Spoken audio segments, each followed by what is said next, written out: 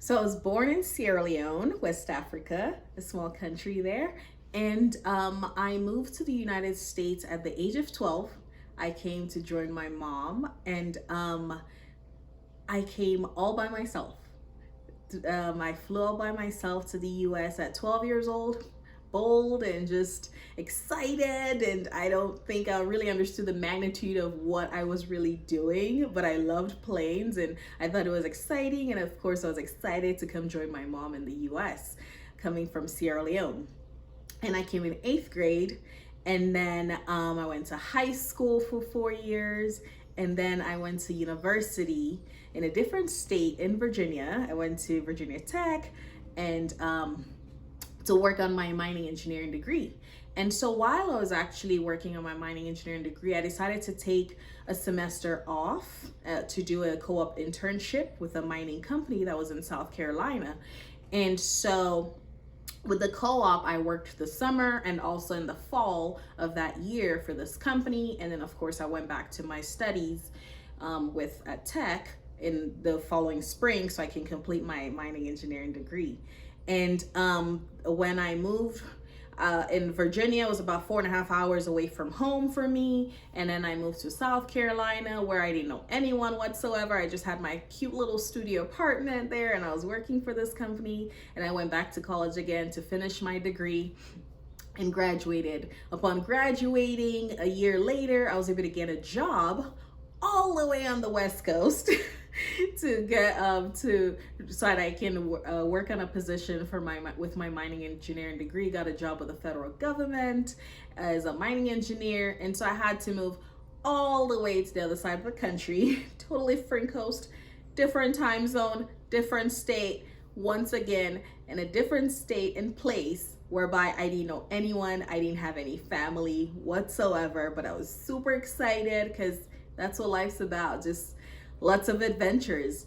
And started working, enjoying my single life and just exploring. And every few months, I'd make sure to save up money so that I can take a few vacations by myself and travel to different cities. And just because I think that being a woman in your 20s, in your single years, I think it's so important, or 20s, 30s, whatever it may be.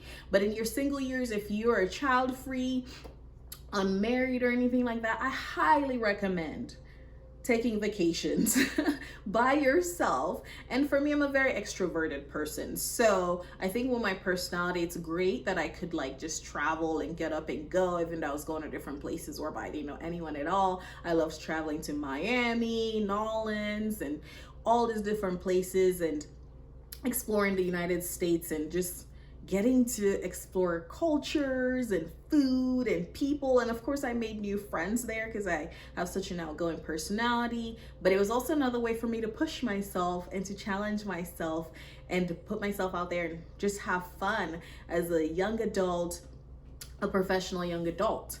And then several years later, I met my husband and we got married, and we actually decided, because we both love traveling and we travel really well together, we realized that when we're dating. So we decided actually when we got married to wait a year before even starting to have kids or trying to have a family, that we should just hang out, enjoy one another, and get to travel as well.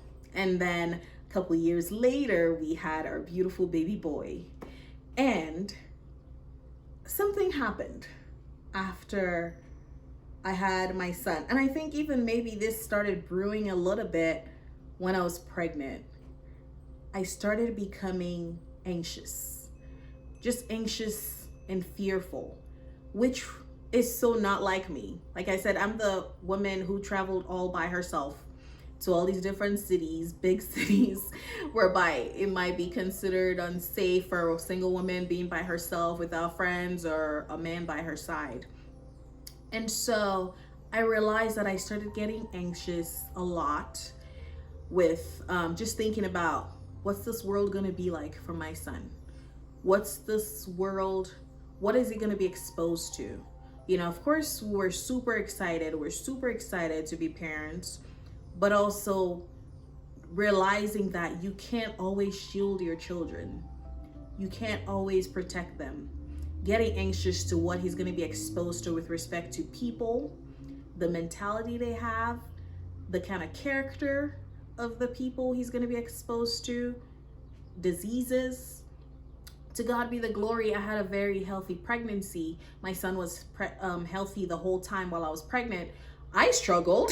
I had so much going on with me, nauseous and throwing up and passing out. A lot was going on with me, but to God be the glory, my son was healthy the entire time. It's just me going through things with pregnancy, and I've been a fairly healthy person most of my life, so it was definitely weird. It was definitely different and strange for me to go through all these things, but hormones happen, so it's inevitable to deal with that. And so I had a healthy pregnancy and all that stuff. So I didn't have to have any anxieties about those things. Of course, there was a little fear of like, oh my goodness, giving birth and labor. It looks terrifying. And no matter how many classes you take, it's honestly, most people will still be terrified regardless. And it was my first time, and my husband and I took all the classes and asked questions and learned a lot, but we experienced it. And then after giving birth to my son, I realized how fearful I had gotten. This brave woman who used to do all the adventures and travel and live in places by herself and all that became so fearful and anxious that, what if we're not doing something right? What if, the people my son is going to come across, what kind of person is he going to be in the world and all that stuff? We want to raise him as best as we can. For me, when people ask me, what do you think your job is as a mom? Who do you think a parent should be? Or what kind of parent do you plan to be? And I always say, my job as my son's mom is to love him, is to protect him, and to train him. And that's my job, especially in his younger years. When he becomes an adult, of course, he's going to be a man of his own and make his own choices. But by God's grace, my husband and I would have done our best as his parents when he's younger, that he's going to make wise choices, make wise decisions, and be cautious of what he does, but also brave as well.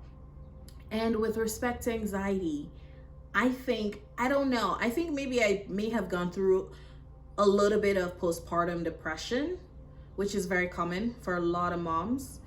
But I think I had more of a dose of postpartum anxiety. I was so torn in the beginning, because it's like there's so many people who love us who would want to come visit and get to meet our son, but I would be so anxious of that, because there's a part of me that wants that. You want that, people to come say hi, come meet the baby, come love on you guys and stuff. But I also had that other side of me that was so anxious of like people holding him, things like kissing my son. I hate that. That's not okay to do. I definitely hate when people touch his hair, and it's just not okay with me. And those are things that I dislike. But there's some people who do not honor boundaries, who do not know that that's not okay to kiss someone's baby. It's definitely, and some people, it might be okay with them, but for me, I don't like people touching and playing with my son's hair. And so there are those things that were happening, but also I'd be so anxious because RSV has been such a huge thing with babies, and I never knew about it until I had a baby. And so it's like, I want to go to church, but I'm so nervous at, oh my goodness, what am I going to expose my son to? He's so young, I'm scared. And I had friends whose kids were really sick, and our son has been fairly healthy since birth. And so I'd get so anxious about things just before even getting ready for church. All these scenarios would play in my head of what could go wrong. Even though I'm excited to take him to church, I want to worship God and just be there with his father, just my husband and I sitting next to each other and with our son, and just getting to worship God. But also I'd be so nervous of these exposures or even being in certain gatherings with people and not knowing what's going on with them. And then I also start thinking all the way into the future, what kind of friends is he gonna have? And I know those are things, in some way I can control them, but I cannot control other people's kids. I can only control my child. And of course, by God's grace, my husband and I plan to raise him to be a boy who makes good choices, to be a man of character and integrity when he grows up. But you still get nervous of what's gonna happen to him. And then I also think about anxiety with respect to, I'm Black, my husband's white, my son is biracial. What is the world going to be like for him? Are people going to treat him with respect and honor and love him for who he is as an individual? Or are they not going to do that just because he's a Black biracial boy? And we live in a predominantly white area. And so I think about these things. Are they going to treat my son differently because of the melanin that he has in his skin or something like that? And, and just how is he going to interact with the world? And I sit down and I don't like who I've become, of being so fearful and just so anxious of things.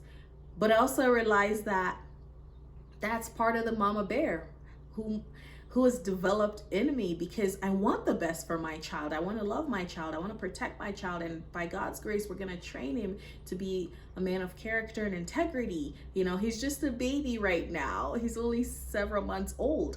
And so, but I think about these things so much and I get so nervous, and I know I can't just keep my son in the house forever. He has to go out in the world, because that's what I had to do. I was raised by my family and all that stuff, and all these values and morals were instilled in me.